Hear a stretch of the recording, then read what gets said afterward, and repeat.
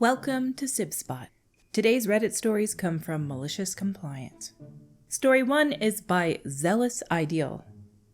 We have SOPs. We'll be fine. Standard operating procedures. Worked for a big company in the record retention department years ago. Lots of microfilm and starting to image documents electronically. Due to restructuring, butt hat, that's an interesting thing to call a supervisor, butt hat of a supervisor who couldn't even operate a photocopier took over our one shift the company didn't eliminate. The older 25-plus year employees I learned from my job retired, moved on, or got let go. Because of this, I was the only one who knew the nuances of the job. I had 2 huge binders with all the notes and cheats on how to find stuff. Things like, if computer says file is in drawer 2A13 under the date, look in drawer B7008 instead. When I gave my notice, I said to the supervisor, I'll be glad to sit down with him and go through the book and point out a few important things. He never did. Right before I left, I said I have my binders. Are you sure you don't want to take a few minutes today? No, he said we have SOP, Standard Operating Procedures, for guidance. I could get rid of the binders. So I did. I shredded them. A few months after I left, he calls me. I already knew what he wanted because an ex-coworker already called me. He was panicking because a few big contracts were requesting old files, and they were having trouble. Where did I put that cheat binder? It was mentioned in the standard operating procedure, and he was trying to figure it out. I laughed and said, "You told me to get rid of them. You have standard operating procedures." He then asked if I could return as a contractor, and I said, sure, $500 an hour, when I was making $12.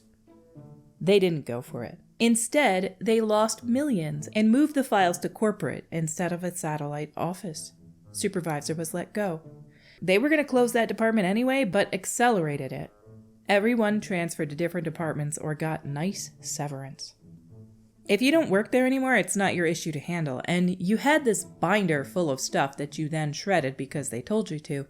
Why does he seem to think that rehiring you, you're going to remember what was on this binder of things? That's why there was a binder in the first place. You need these notes to direct you to certain files. It's his own fault, and he deserved to be let go.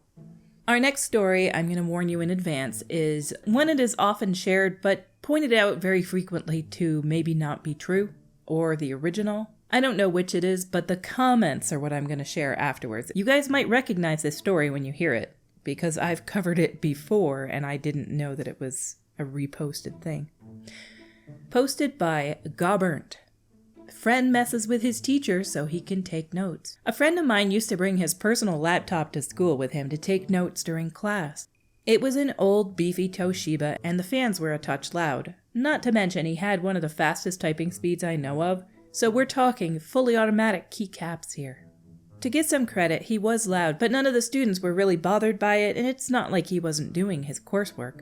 The teacher, however, decided that it was a distraction to the other students, and that he'd have to leave his laptop at home from now on and take notes the old-fashioned way.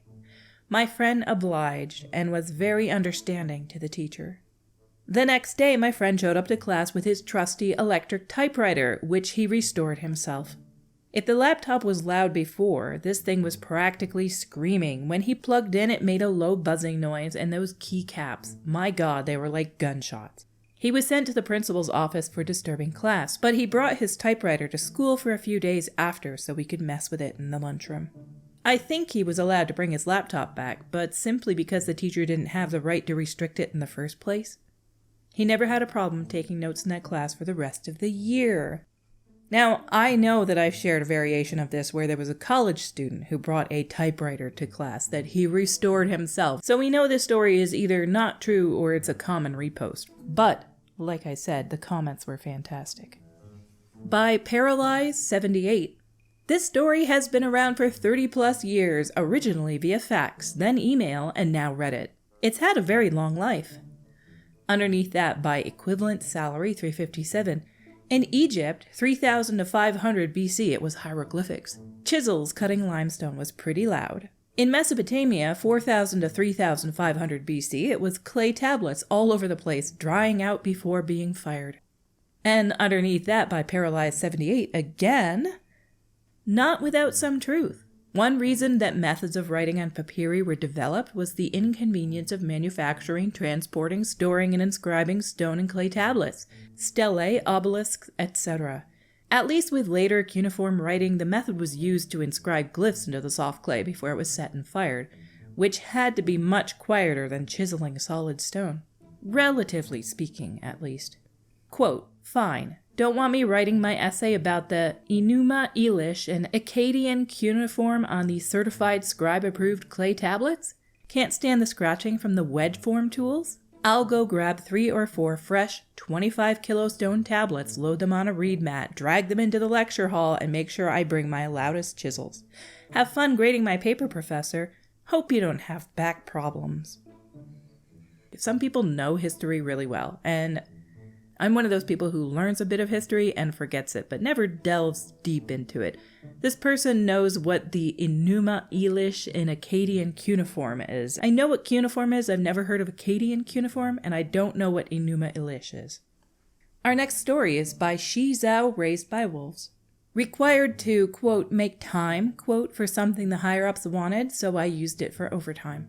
My department heads recently suggested that employees shadow doctors in the department in order to learn more about workflow and reasoning and treatment, care, and diagnosis. However, they put it entirely on the staff to set up when they would come in and shadow.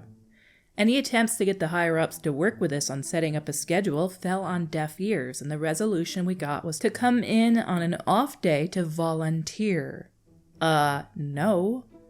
Well, I had double night shift overtime coming up with a lot of off days afterwards, so I decided to shadow on my last shift.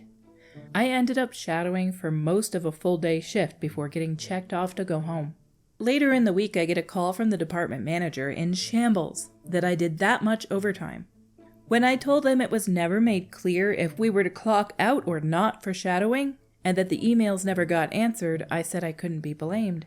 The conversation ended quickly, and later a schedule was set up so that employees could shadow on their shift. I don't think that it's legal for a workplace to have a requirement that you have to do on your own volunteer time where they're not paying you. Like, you're required to go to this training, or you're required to go shadow some people, but you need to do it on your own time and we're not going to pay you for that. I don't think that they can legally do that. But I'm not surprised some places try it anyway. Our next story today is by Fetzer Rain. You will search every third car. So I worked security for a major military contractor at one point. Our supervisor liked using our random search number as a tool for punishment for perceived grievances with us. Normally, our search number was something like around 15 to 25, meaning we would only pull over and search every 15th car and every contractor truck. It was very cold and very miserable in the mornings when we would suddenly have a couple hundred employees and contractors show up, between 5 and 8. This day, our supervisor got upset because when he came in at 4 for his day shift, he was the 15th car, deciding that he must now ruin everyone else's day, even though we did our best to search his vehicle promptly but completely, so he couldn't say we weren't doing the searches completely. So he set the day shift search number to 3, so we complied. There was only enough room for 3 cars or trucks to be pulled over at once, and once that was done, we would usually stop searches until the others were completed, keeping traffic moving. Not today! This time, we filled the search area and then stopped traffic until all 3 vehicles were cleared, then allowed 2 cars through, pulled over the 3rd, allowed 2, pull 3rd, allowed 2, pull 3rd, stop all traffic, and start searches. We ended up with a line of cars waiting to get into the plant that was 2 miles long. It got so long, the local police got involved up the road as people were blocking traffic in some intersections. Then came the phone call from a 3-star general that was stuck in that said traffic a mile up the road. Suddenly, we were called to cease all searches for the morning. I later heard that it had been too little too late to cancel the ridiculous searches, and our major military contractor lost a $1 billion contract out of the deal. And that supervisor was initially going to be fired but negotiated his way to just being busted down to a regular guard. We were union, so he started lowest on the seniority chart and got stuck working all the mandatory overtime and all the worst posts, including the one he had made miserable that morning. Edit. I should have noted that 2 weeks later, said contract was renegotiated after the company I worked for explained that the person responsible for the general's limousine being held up in traffic for almost an hour had been, quote, reassigned, quote. No innocent jobs were lost in the making of this malicious compliance. So this guy got mad that he had to be pulled over and searched at one point. And so he punishes all of you. He made the initial rules, which required his car to be pulled over and searched to begin with, and then he decided to punish you guys and make you work harder. You know, the only thing that I really learned from this post, if they're only searching every third vehicle, it would be so easy to bring something on site. Just doesn't seem right. Doesn't seem very secure, in my opinion. Our stories for today have come to a close. If you enjoy this content, please click like or subscribe. It helps my channel grow. Until we meet again, have a secure day.